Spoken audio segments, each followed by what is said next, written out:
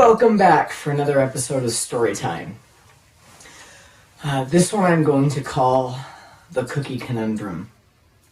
Yeah. So, when I was very young, obviously, because these are tales of childhood, my mom, the amazing mom that she was, shout out to her, she always wanted to make sure that we had good home-packed lunches, which was great because school food I thought kind of sucked. One of the great things that she would do is she would always make sure that we had some type of dessert. I have always loved cookies, especially chocolate chip cookies. Sugar cookies? No. Snickerdoodles? Oatmeal raisin are like the health food of cookies. Chocolate chip cookies have always been amazing. Now, I remember when I was young that my mom would cook a gigantic batch. She probably did like a double batch, triple batch, whatever. And we would have cookies for a week, 2 weeks, whatever. And we always had the cookie jar on top of the fridge. Now, when I was younger, and my metabolism was better, I would eat cookies by the stack. And no, before you think I'm exaggerating, I remember going into the cookie jar and grabbing 2 stacks, at least this tall, which is probably, 6 to 10 cookies per stack. And I would take them downstairs and eat them in my bedroom, and they might last up to 2 hours. I went through cookies fast. My entire household knew this. My brothers always complained that I was the one eating the cookies too fast. Thank goodness for metabolism when you're a kid, because otherwise I would have been a lot bigger. Now, here's where the fun comes in, the cookie conundrum really, is that my mom, as I said, would make gigantic batches of cookies, because she would not only fill the cookie jar or the cookie Tupperware that we had on top of the fridge, which was good sized, she also had to make sure that there were enough cookies to put 2 in each kid's lunch every day. Now, best way to save cookies and not put them in the cookie jar? Freeze them!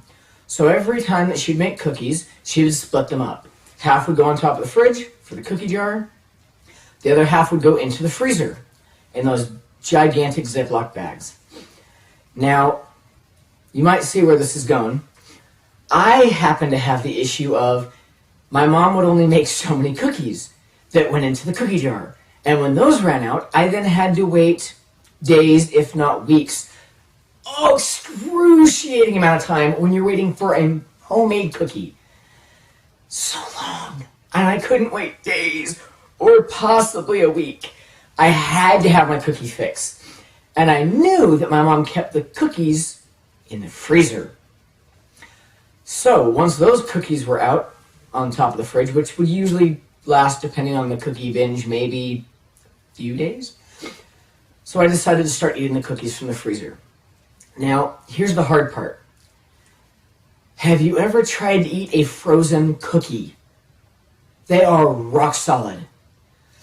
And yeah, I would even take them at night. I would sneak upstairs all quietly, like a ninja. Yeah, I'm a loud ninja.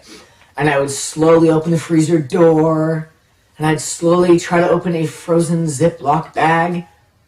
Yeah, 99% sure that every time I did this, one of my parents would wake up. But here was the problem. I would get the cookie. The first time or two, I thought, fine. So I would take out like 5, 6 cookies, and I would leave them on the counter, figuring, hey, I'll come back in an hour, they'll be defrosted, they'll be great, I'll eat them. Well, if you hadn't noticed, I did not have the greatest resistance to the temptation of cookies, or the best at waiting. I was not that patient. So after about the second time of doing this, I thought, I want this cookie now. I'm hungry, and this cookie is delicious looking. But how do you defrost a cookie? Now, those of you who thought, hey, put it in a microwave. Nah, it didn't always work out because the cookie might either get soggy from being cold, or it would heat up too much, and I honestly didn't want to take the time to cook a cookie for 10, 15, 20 seconds in the microwave. I just wasn't a big fan of it. But I did figure out something. I thought, aside from the microwave, and there's obviously no way I'm turning on an oven for this because that would take even longer, what else is warm? No way I'm running this thing under hot water. And then I thought, well, in the winter, because it's Utah, when you're cold, you breathe into your hands, which means that your breath is warm from being in your lungs. So how do you get your hot air, full of hot air, into that cookie to defrost it? I made a plan.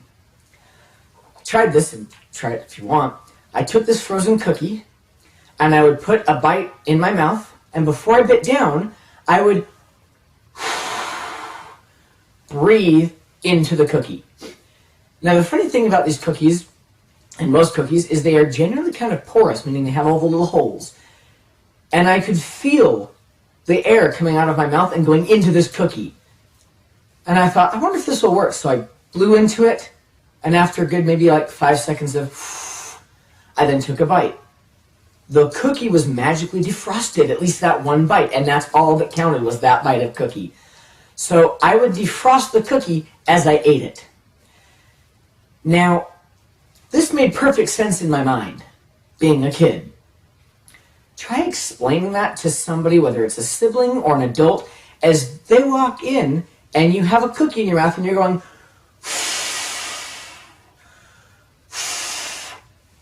and then biting and chewing. My mom, I remember walking and going, what are you doing? And I said, well, the cookie's frozen. I'm defrosting it.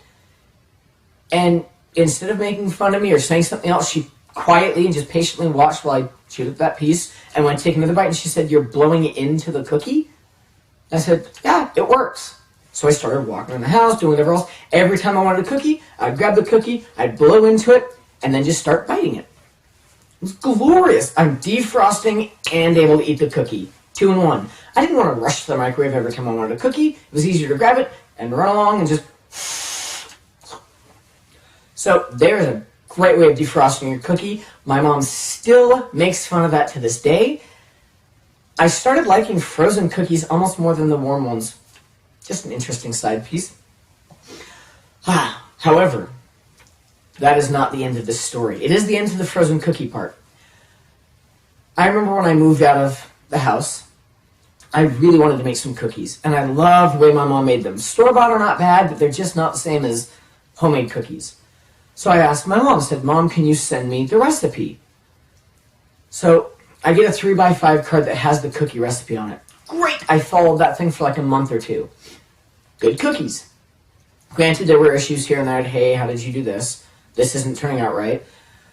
And at one point, I lost that card, and I was heartbroken. And I went, oh. So finally, after agonizing months of not having the cookie recipe, because you can't Google that, so I thought, you can't Google a mom's recipe. I asked my mom again. I said, Mom, I'm visiting home. I said, can I get the recipe from you? Again, I lost it. I'm so sorry. And she looks at me and said, yeah, I could write it for you again, or just go and buy a bag of chocolate chips.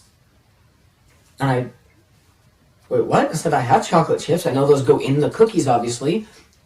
Is that what you mean? And she said, no, flip the bag over. Have you ever had one of those moments where something that you long thought true in your childhood was suddenly smashed to pieces? I thought this was a homemade recipe passed down, or my mom made it up because she was a cooking genius. No, my mom was simply using the sheet from the back of the Toll House cookie bag. She was using the recipe from Toll House.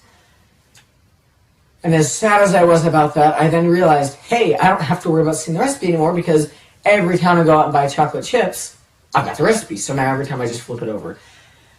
Yeah, I was crushed for maybe 20 seconds until I realized, hey, that means I can have the recipe whenever I want. So there's the cookie conundrum, as well as a smashed childhood thought that my mom was making these wonderful cookies from her own mental inspiration. But that's okay, because she still makes really good chocolate chip cookies, and they are fabulous. And I still can't quite replicate how she makes them. But that's all right. So there's the cookie conundrum. You can try defrosting your cookies just by breathing into them. Still recommend to just eat them when they come out of the oven. Those are the best. But hope you enjoyed story time. Have a wonderful day, and don't forget, chocolate chip cookies are amazing! The best ones by far. Go ahead and argue, but it won't matter. They're the best.